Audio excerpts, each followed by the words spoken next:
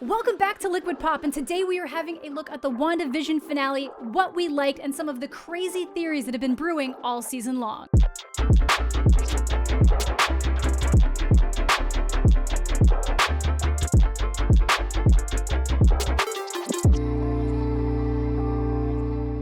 So with WandaVision officially complete, I got exactly what I was looking for with a deep examination of grief and loss and the very unhealthy ways Wanda goes about dealing with it. And by unhealthy, I mean taking over an entire town in a grief-driven breakdown and casting them as the actors in your idealized sitcoms while recreating your dead husband and bopping a couple kids out of thin air. It's super dark and horrific when you think about it, and it's exactly what I want from a Scarlet Witch story. But there was definitely some drama after the finale, some warranted, some not so much. Obviously, the entire show has been driven by fan theories and speculations, and I was even in on some of it. The one I feel like people have the most genuine claim to disappointment over is Pietro. In what world were we not supposed to think that Evan Peters, who plays Peter Maximoff, aka Quicksilver in the Fox X-Men movies, being cast as recast Pietro in the MCU was not a confirmation for the multiverse? They can definitely retcon this, and there's clear ways that the multiverse could have been established in WandaVision, but to give us this red herring and leave us with Ralph Boner.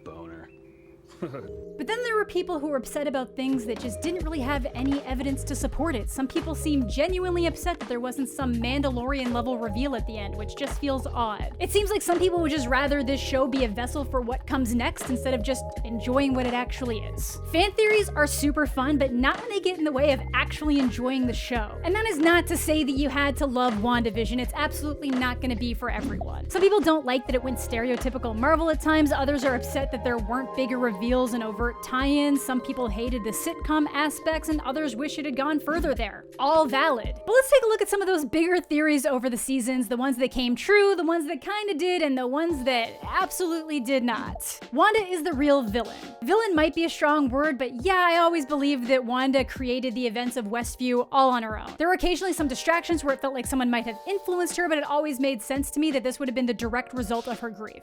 This one is still possible if her version of Westview became a pocket dimension, but we'll have to wait and see. Darcy was the one watching the TV after the first episode. Early theory that was completely right. That was Darcy. Agnes being Agatha Harkness. This was a super obvious one from early on, like before the show even started, but I'm really happy with how they revealed it in the song. Agnes's husband, Ralph, is Mephisto. I never believed this one. I always believed that Ralph was like a non-existent joke, which was close. He was just Ralph Boner. Mephisto. This one could have actually happened if Wanda made a deal, and he might still show up down the line, but with Agatha, it just kind of felt redundant, and when he didn't show up by episode 7, I was pretty sure he wasn't going to. Pietro is actually Mephisto. Now this was actually a decent theory because Pietro clearly knew more than he was letting on and also had no real idea of Fox Universe Quicksilver. People probably would have preferred this to Ralph Boner after the multiverse stuff went bust, but I'm still hoping that this is something more than a boner joke. Boner. Nightmare. Because of the connections to the next Doctor Strange, a lot of people assume that some iconic Strange villains might be involved, one of them being Nightmare. For a lot of the same reasons Mephisto would have made sense, Nightmare does too. He can prey on people in their dreams, so it made sense that he could be involved. People also think it's possible that the finale set up for Nightmare if the twins now exist in the dream dimension. But this theory was so rampant that there was rumors that Mark Hamill had already been cast in the role. House of M. This is one of those halfsies. Elements of House of M are absolutely present in WandaVision, but we definitely didn't get a large-scale mutant jump-off that we're aware of. I know, an aerospace engineer. Okay, this one definitely started some buzz. People thought it was Reed Richards being introduced super early in the franchise, but then it was no one, because it just makes sense that Monica Rambeau would know an aerospace engineer. Paul Bettany talking about a big guest cameo, himself. This was true. Paul Bettany got the chance to act alongside Paul Bettany, and I'm super proud of Paul Bettany. Doctor Strange cameo. There's magic, the Darkhold. Wanda's next confirmed movie is Doctor Strange 2. I can see why it could happen. I'm glad it didn't. Professor X and or Magneto. If they were retconning her origin or tying in the Fox universe, it would have made sense for Magneto to be around, but not Professor X. This was a theory fueled by seemingly unfounded rumors that Michael Fassbender and or Ian McKellen had been in talks of being cast for the show. Nightcrawler. I don't know why this was ever a theory, but if you actually expected this to happen, you only have yourself to blame. Tobey Maguire. See above. So with all those theories out of the way, let's have a chat with Damian one last time about the finale of WandaVision. So for one last time, we have Damian here to talk about WandaVision, some theories, the stuff that didn't happen, the stuff he wished did, and what did. So, Damian, what are you thinking about that finale? I'm thinking that it wasn't what I expected, but in some of the best way possible. What this finale has taught me is that going into Falcon and Winter Soldier, I will enjoy fan theories for fun, but I won't expect them to happen. Yeah, I've been telling you that from the get-go, though, because every week you'd come in here with something just wild, and I'd be like, you need to stop. Like, you just need to, like last week it was like, guys, Nightcrawler is coming. And I'm like, in what world is Nightcrawler? No, it could not have been. It was never going to be. I was a little bit more satisfied. I don't know if there was something else I necessarily expected to happen, but I always saw this as like a progression and like a manifestation of her grief. So it made sense to me that the whole show was kind of wrapped around that. I did kind of think that there was obviously a different tie-in that was earlier confirmed that was taking away from us, and I do think it is very valid to be upset at that, and I am, of course, talking about Ralph Bohner. Because we can say that here now because it's in Marvel, so it's family friendly. But Ralph Bohner, I get it. There were some people that were upset at theories that weren't even remotely hinted at not happening, and that's one thing. But for people to get upset about a red herring like Pietro from the Fox movies showing up as new Pietro, that made sense that everyone was like, oh my God, the multiverse has been introduced. And there's a chance that it still has and that they're going to kind of like flip-flop on us again. But as of right now, it looks like that was just a very stereotypical Bohner joke. What are your thoughts? I'm still holding on to the concept that it is actually Pietro and that all right, hear me out. Are you ready?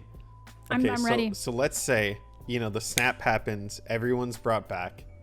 And what if it's just kind of mistargeted a little bit, like Bruce accidentally, hit the wrong buttons as he was going through the checklist and accidentally brought back maybe a couple of those X-Men cast. And so Ralph Bohner is actually Evan Peters, but like sword caught on, right? Or S.H.I.E.L.D. or whoever it is, right?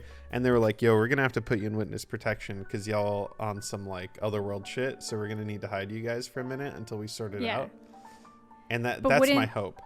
That's fair, but wouldn't like Agatha know that because they can like mess with people's minds and stuff? Wouldn't Wanda specifically have known that?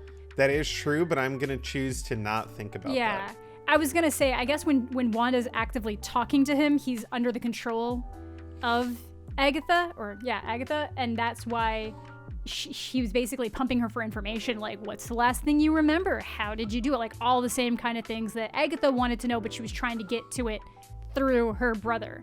And Wanda was just so like, yeah, sure, you don't look anything alike, but Pietro, my brother, back. So I do think there's still a way that they can save that. It could even be some like weird multiverse thing where this is like this dimension's version of that, the person that looks like that. So then there's like the equivalent character that is Peter Maximoff from the Fox series, but I don't know. What were some of the other things that kind of like bummed you out that you didn't see happen? And was there anything that did happen that you were like, I'm a fan of this? Agatha has that line where she says in that second to last episode, I felt like all this power, so I came here to check out what was going on. And it's like, you're telling me that like Wong and Doctor Strange were just like, nah, let's just keep like playing poker or chess or whatever we're doing. I assume it'll be like there's some other galaxy level threat that's going on at that time that they have to deal with, but there's really like no good reason for why they couldn't just like, quickly hit one of the whoop-de-whoops and go across the river, right? Because they're like driving distance of this place. Yeah, that's true. That's fair. I am personally fine that they didn't bring in really big characters like that because I like that this was just allowed to be about Wanda and Wanda processing her things and that side of things. So I think there's indications like Wanda is more powerful than Doctor Strange, and now she has the tools to learn how to actually do it. And for me, one of the theories that was kind of like really early established that I've always been a fan of is that Wanda is like the real villain. Like, I know villain's a strong word, but that she was in control of what was happening and had basically just blinded herself to the damage she was causing to the people around her so that she could protect herself, but she was really just transferring her trauma to all of those different the people living in Westview. I think going forward, the thing she takes away from Agatha is that had she had more knowledge, she would have got it right the first time. That this wouldn't have been a mess up. So when she's off in her cabin, which I think is in the Wundagore Mountains, which has a bunch of like relevance to her story specifically. Could be wrong, could just be like Canada or something, but I think that's where she is. She's like learning more, and I think she is probably going to end up being some kind of catalyst in that Doctor Strange story by trying to bring back Tommy and Billy. I feel like that is probably what it's building towards there, so that her takeaway wasn't like, okay, I need to let this go. It's, I just need to be better to do it right. Mm-hmm.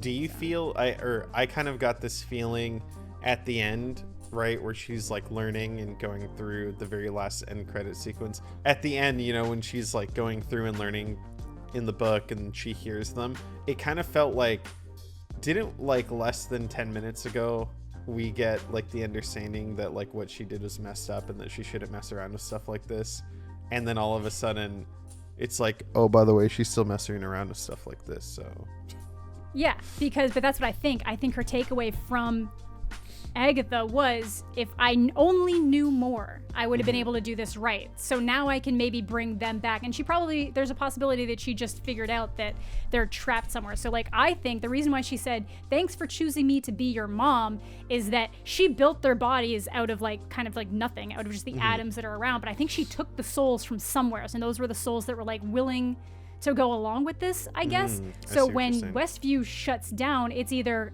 created its own little pocket dimension or they're trapped somewhere else. So this is where you could introduce characters like Nightmare, so that they're stuck in a dream dimension, or they're in a multiverse that she created, and now they're the only people that are there because everybody else had real life equivalents or weren't real. So I think that's a possibility of what's going on there. So for her, it might not be trying to like redo the whole Westview thing. It's just trying to save them from whatever is currently happening to them. But yes, I do think that there's going to be a catalyst where she's kind of like the baddie again going forward, and I'm down for it. Do you think we'll see like Dark Snow White, so to speak, where she's like in the mountains alone and controlling like the animals and like practicing her mind control? Like go fully? Like, can I make this deer a small boy? Let's try it. I don't know if she'll do that. Like, I don't know if we'll go full like, I can't think of the word right now, but like turning animals into humans and stuff. I don't know if it'll ever go that far, but I am interested to see. Speaking of bunny, we never got closure on the location of the bunny. What the bunny was. I think it was just her pet. I think she just took the bunny from the magic show, I guess, and she was just like, sure. I don't know, because that was the other thing. Mephisto was like one of the other really big theories going forward because of the same type of thing. He makes deals with people to make things happen, so it always made sense. But I kind of liked that Agatha was just like the be-all big bad, because she was just like, I don't need anybody to tell me why I need to try to infiltrate someone for more powers. I'm an independent woman. I want the powers. So I like that part. But yeah, any final thoughts, I guess, going forward? I think there were a lot of loose strings that I expected from a show that's supposed to tie into, you know, a 20+ set universe of films, right? Like, I think the shows will likely almost always not have all the answers, right? Because it's ultimately like, we got you into the storyline, now go see the feature film, right? Like, that's kind of what it'll always be, I think, with these shows. I'm very interested to see how Falcon and the Winter Soldier does that. I think Falcon and the Winter Soldier was originally supposed to be the first. Pretty sure. Right. So it's like, I don't know, there could be a different take or different type of storytelling in there that WandaVision was going to try to mix up. So it'll be interesting to see if that follows this traditional formula more, and then WandaVision seems like an outlier out of all these shows. Yeah, I do think it's probably going to feel more like a traditional, probably more like the Captain America movies in general. I do know from my understanding, there probably isn't as many like big spoilery things to try to watch out for in Captain America. Falcon and the Winter Soldier, oh my god. I know that it's not one of the ones, like, I know Loki was super locked down, WandaVision was super locked down. I don't think this one was as, it's kind of like Hawkeye. It's not as locked in. But I am interested to see what happens. I really did love this show and what it did on like an emotional level. And I'm on board to give Falcon and the Winter Soldier a watch, even when originally I was like not super excited for it. So that's at least something good. I'm excited to see what's coming. Damian, where can the people find you? On all social platforms, look for @Damian Estrada and just general Team Liquid places. So that is going to do it for this season of Liquid Pop. I hope you all enjoyed. If you want to see more from me, feel free to check me out over on my channel, Amanda the Jedi. Make sure to leave a like on the video, subscribe to the channel if you're new, hit the notification bell, and make sure to let me know what you thought of WandaVision down below. Crazy theories that have been brewing all season long. I'm going to say that again because I stuttered. Boo-booing.